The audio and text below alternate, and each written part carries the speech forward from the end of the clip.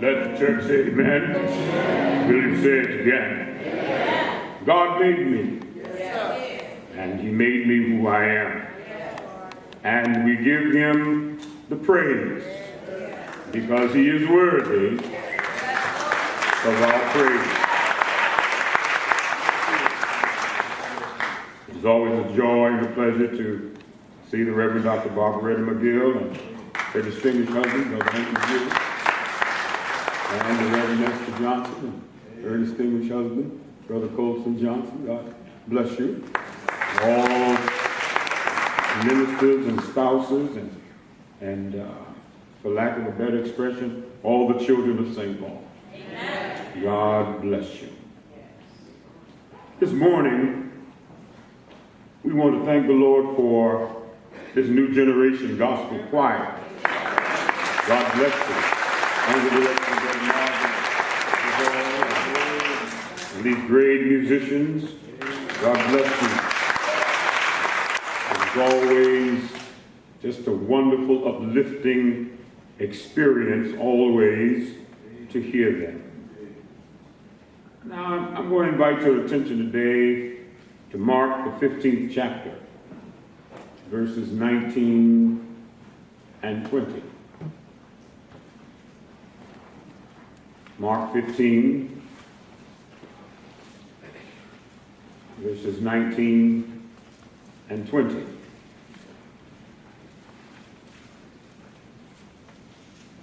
Where these words have been written for our prayerful considerations. 5th chapter of the Gospel recorded by St. Mark, the 19th and 20th verse. Hear ye the word. Howbeit Jesus suffered him not, but saith unto him, Go home to thy friends, and tell them how great things the Lord hath done for thee, and hath had compassion on thee. And he departed, and began to publish in Decapolis how great things Jesus had done for him, and all men did marvel. I want to use for a subject this morning, I don't look like what I've been through.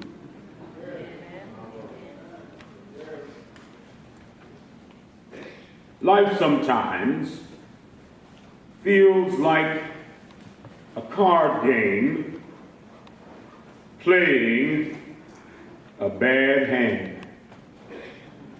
I know none of you all play cards, so I'm sure I'm not talking to any of you this morning. It's inevitable that when you play the game of life, you'll occasionally be dealt a bad hand. But as any real winner knows, your experience of life will come down to how you play the hand that you are dealt.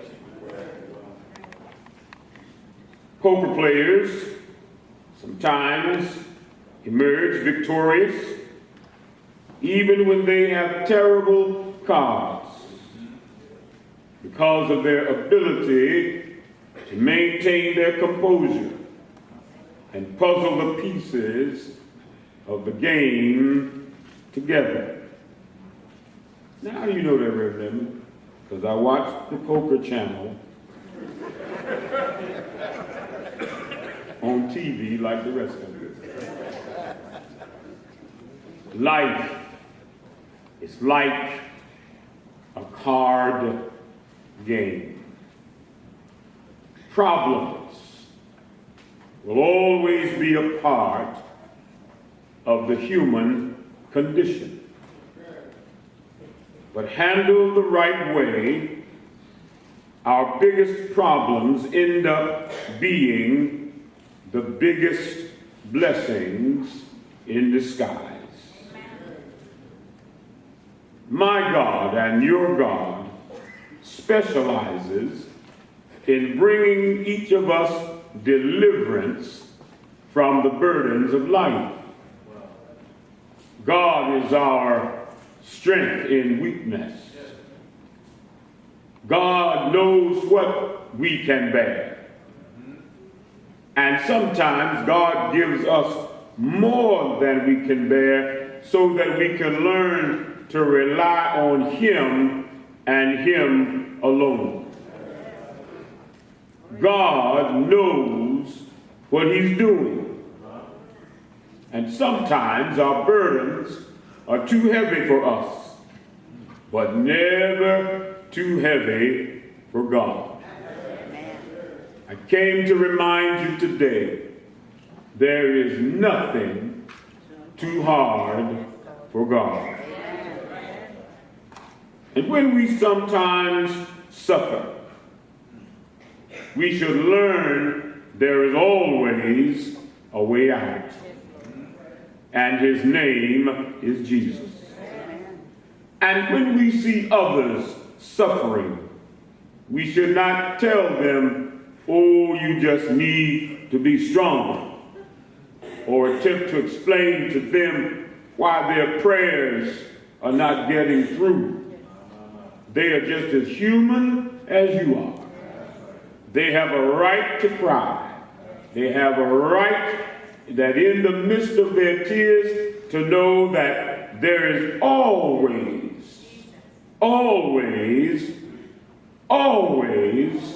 a way out. So for each of us and each of our circumstances, our weeping may endure for the night, but always joy will come in the morning. Each of us have experienced some trying times in our lives, but the Lord has kept us in His pavilion and has placed His shield of protection before us. And the ultimate testimony you can tell all the world is, no matter how bad it is, or no matter how bad it has been, I don't look anything like what I've been through.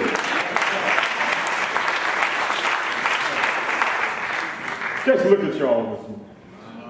Y'all look good up in here. But I bet you from Monday through Saturday, we all have had some stuff going on. Oh, you know I'm telling the truth. We've had some things we've had to deal with, and some folk we've had to put up with. We had some folk huffing and puffing, trying to blow our houses down. We've had folk who plotted and planned, and the devil created scenario after scenario, trying to tear our lives apart. Some of us have cried and worried and walked the floors at night and worried our spouses and talked until we were blue in the face and sometimes couldn't eat or sleep, sometimes worrying about what would the morning bring and how are we going to survive this week, and dragged ourselves to work and went through drudgery and had to cuss a few folk out and pulled our hair out and said some things we didn't really mean to say, but felt for the moment we needed to say it just to put somebody back in their lane, and thought that life had dealt us a bad blow and things were just ugly and hurtful and harmful. And early this morning we got up. I said we got up and came to the house of the Lord, put on our suits and our ties, our dresses and perfumes and our shoes, and got all fitted up, and look at you, you don't look like nothing of what you've been through.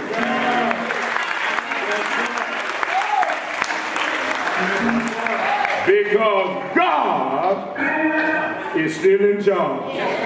Oh, hallelujah, somebody. Hallelujah, somebody. Hallelujah, somebody. And I bet you right now, if you would look at your neighbor and ask them how they're doing, they ain't gonna tell you Monday they tried to take me down. They ain't gonna say Tuesday they tried to wear me out, or Wednesday I almost didn't make it, or Thursday they thrashed me about, or Friday somebody was fooling me, or Saturday somebody was setting me up. They'll look back at you and say, praise the Lord, God is good. I'm glad to be in the number one more time. Because you don't look like nothing you've been through. This man in the cemetery, living a hellish life. He had gone through so much that he felt like an orphan, left out in the graveyard, abandoned by the anger of a hostile society. He'd been through a lot, and when Jesus showed up, he restored him back to his right standing and frame of mind. But what happened to him? He was isolated from community. Isolated because folk didn't want to bother with him. Isolated because folk were afraid of him. Isolated because folk didn't want to wind up crazy like he was. Isolated because they didn't want the same problems that he had. Isolated because folk refused to be his friend. Let me tell you what a good friend is. A good friend is like a tube of toothpaste.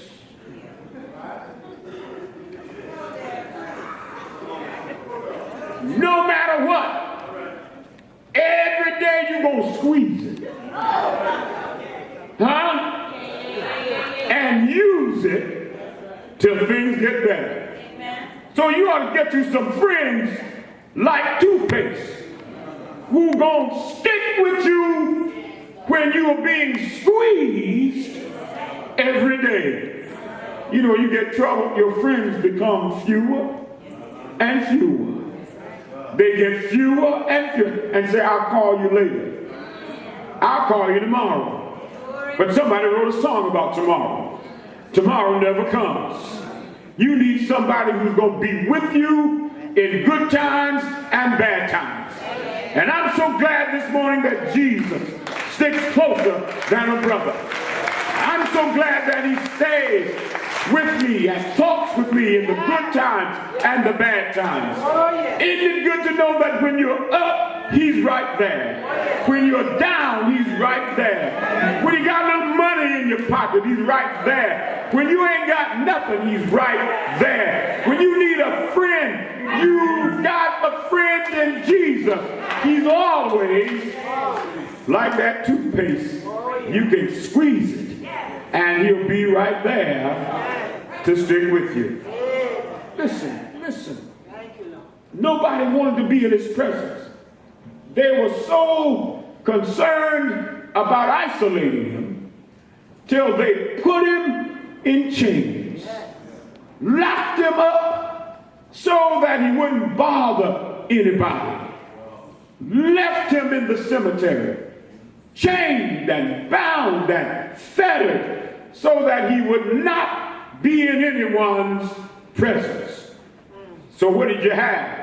You had a crazy man who lived in a crazy world, who was living in a mad house of humanity, who was locked up because other humanity isolated him. But I want you to know that God never isolates us. He is always on our side. And I want you to know that there are times, like cemeteries, our lives reflect the same. Because life can get so hard, it can be filled with despair, it can be filled with disappointment, it will feel like a cemetery. That ain't nothing happening in our favor. And then sometimes we erect our own tombstones and write these things on them, like regret and betrayal and lost health and disillusionment But let me tell you, whatever your problem is, this too will pass. Because God will not let you stay in the cemetery of your circumstance. Well, that's evident. Because if you woke up today, he loosed you and set you free. If you're here right now, he loosed you and set you free. If you're here right now, that means he opened the door and set you free. So this crazy man that they isolated was so powerful and so strong and out of his mind that he broke the chains that were holding him. Now let me give you a sidebar. If God is on your side, there is no chain that can hold you. Say it again, Reverend. If God is on your side, there is no chain that can hold you. What you say, Reverend? If God is on your side, there is no chain that can hold you down. So if God is on your side, you need to get up in the name of Jesus and break that chain that's holding you down. Get up in the name of Jesus. Stand up in the name of Jesus. Hold on in the name of Jesus. Walk on in the name of Jesus. But don't let any chain hold you down, because God is on your side. God is on your side. God is on your side. Ain't no chain gonna hold me down. God is on my side.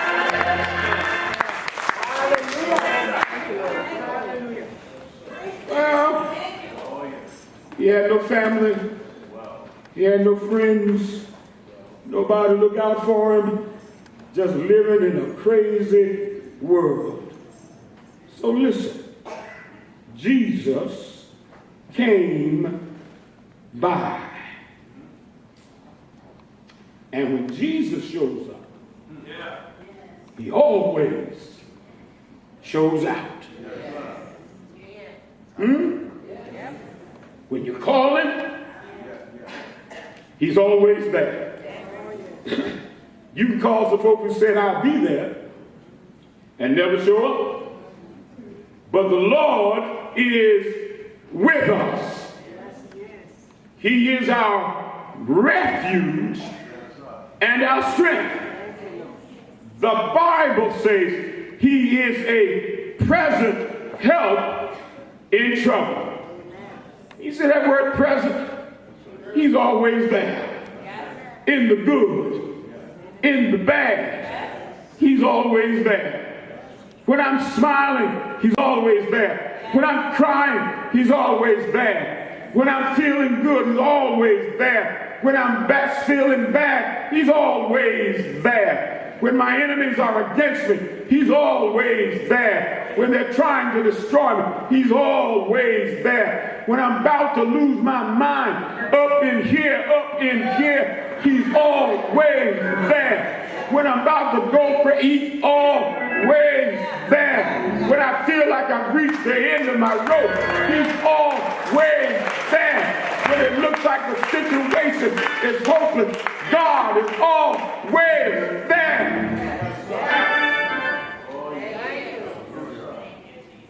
Some of our lives are so messed up till we feel like we live in the twilight zone.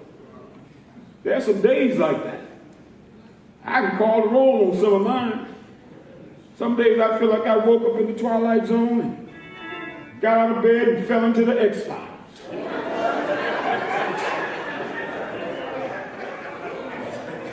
And then walked out of my door and faced some outer limits.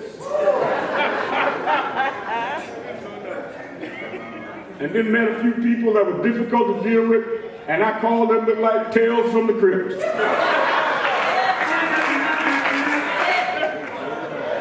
And then had to deal with some bad circumstances, and I said, nightmare on Elm Street.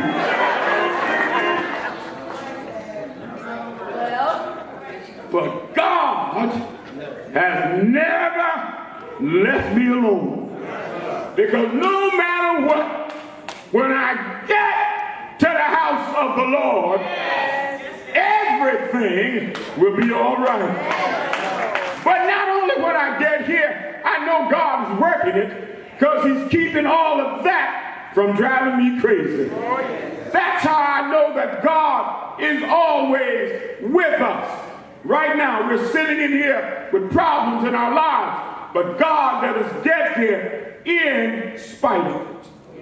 And we ought to give God praise.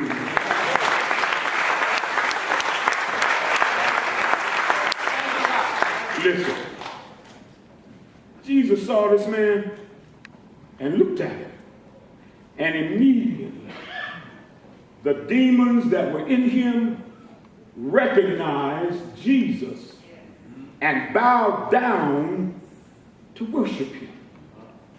Now, demons, that's a lot.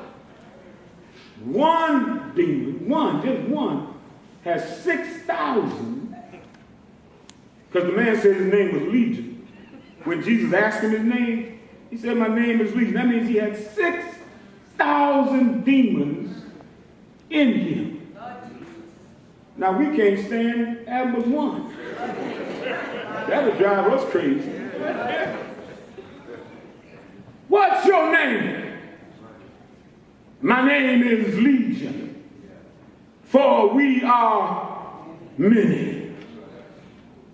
But Lord, don't kill us. Let us go into these swine over here. And they didn't have sense enough to know the Lord wasn't going to let them off the hook. So when they got into the swine, the Lord drove the swine off the hill and killed them and the swine too. Now, do you think the community was excited? Because Jesus killed all those demons? Looked like they had said, thank you, Lord, for killing all them devils. But they had their qualities all mixed up. Do you know what they were worried about? Some of the vendors, they were worried more about the pigs than the demons. I bet you someone said, you see all that sausage?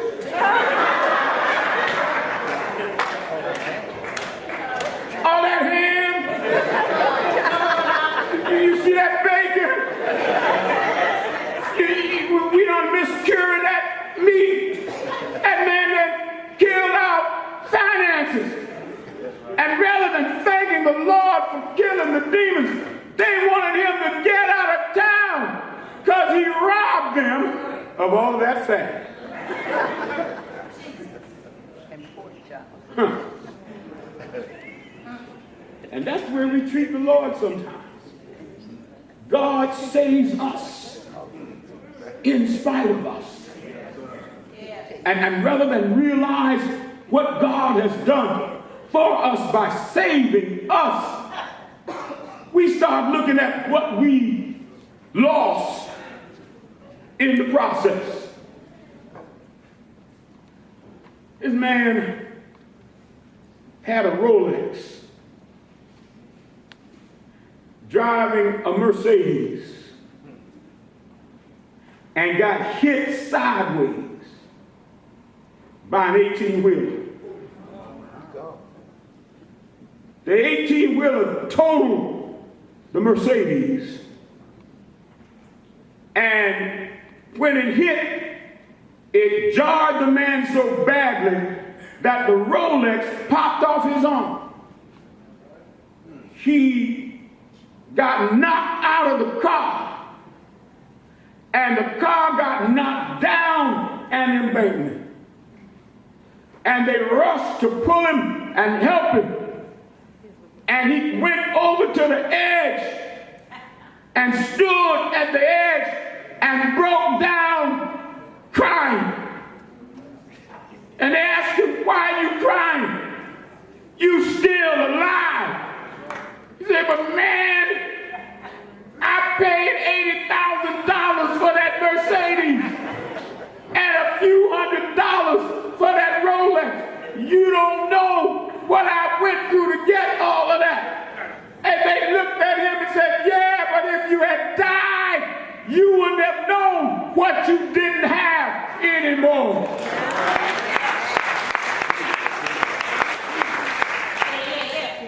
I hear folks saying, "Oh, my back hurts. My rheumatism hurts. Arthritis is killing me. I hurt, I'm aching, I'm feeling stuff I ain't never felt before. I'm just, the sun just ain't shining bright enough. It's just too hot. There ain't enough breeze, too much breeze, too cold. It ain't too right. It ain't this or that. These folk get on my nerves. Lord, I'm just sick and tired of being sick and tired. I'm tired of all this medicine. I'm tired of all I got. Lord, I'm just sick and tired of being tired." And they have forgotten while they're doing all that complaining, they still got eyes to see. They still got ears to hear. They still got a nose to smell. They still have a feel of touch. They still have their senses. They are in their right mind. And God even let them keep running their mouth, and they still complain.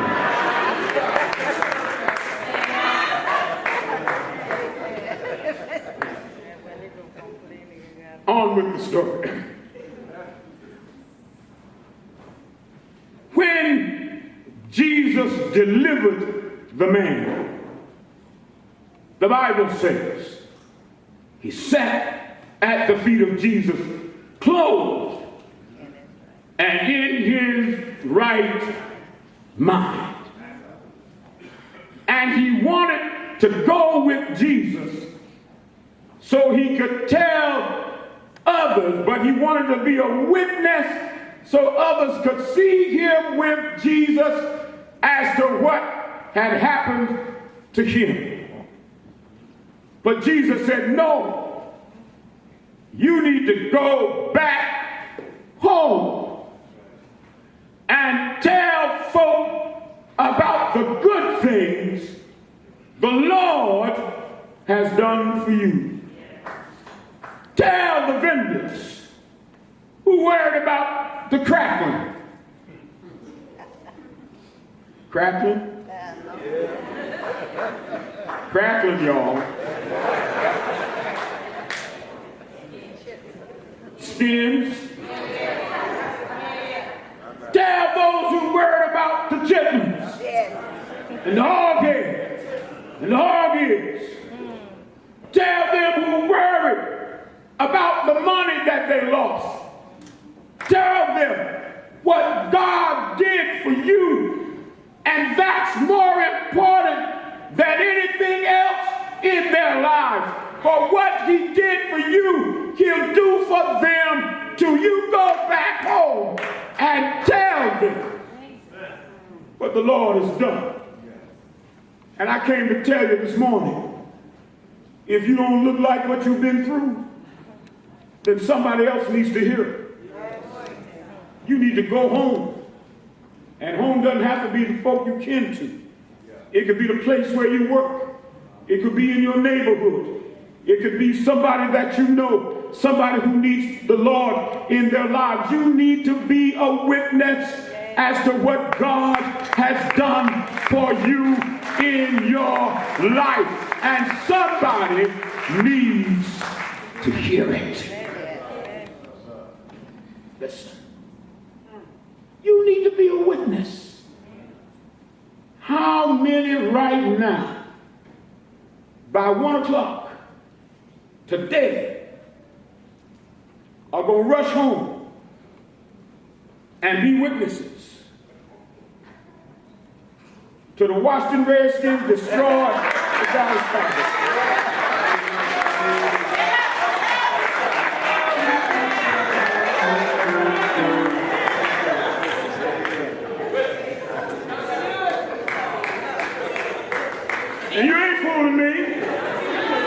You're going to stop by the store.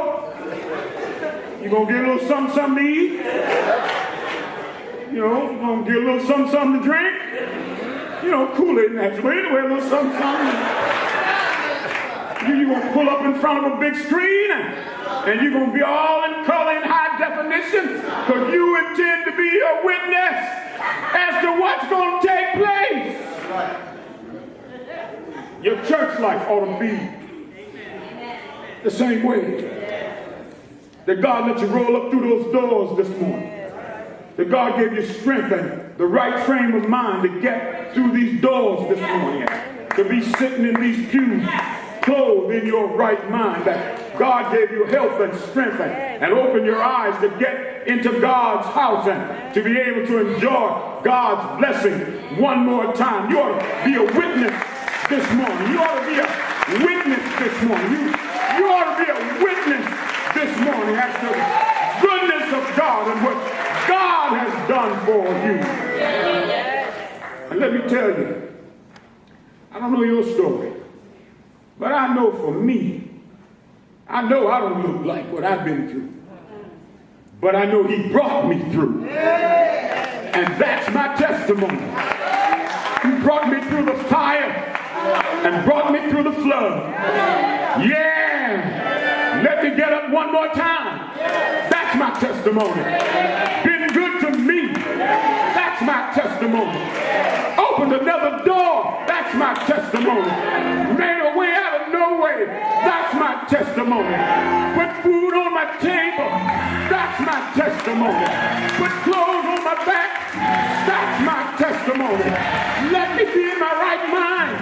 That's my testimony. Bless my family. That's my testimony. Let me walk again. That's my testimony. Let me preach again. That's my testimony. I'm glad, so glad, so glad, so glad, so glad to be the number one more time. Yeah, yeah, yeah, yeah.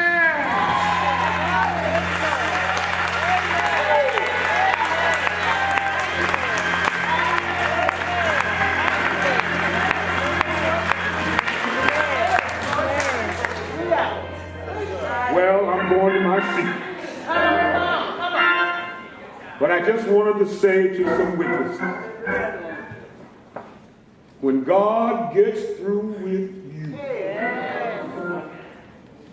when God gets a hold of you, when God delivers you, when God sets you free, when God speaks to your condition, when God calls you by your name, when God changes your life, when God speaks peace to your soul, when God gave you another job, when God let you keep the one you got, when God is opening possibilities to get another, when you can look at your loved ones and be able to hold them in your arms and know that your babies are doing all right, and you know that you've been dug up and shook loose by the power of God. I'm looking for some witnesses to go and tell somebody about the goodness of the Lord. Are you a witness? Are you a witness? Are you a witness? Are you a witness? Are you a witness? Are you a witness? Are you a witness? You ought to lay